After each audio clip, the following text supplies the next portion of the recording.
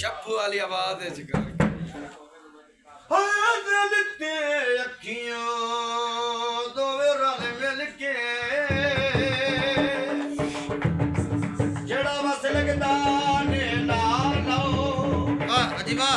साडी रौनक बन के आओ पिया जांदा है ओए उदे जाके कदम हटा लो वाह जी वाह हाल वसदियां दे बेली साए सोकी हुंदे वाह वाह हसन माई वाह जी वाह हाल ओड़ा किसे न छिपा लो तुसा जट नू फैज जो अंदर पवनाए ओए कद नब के ढोल मना कब्जे ताकानो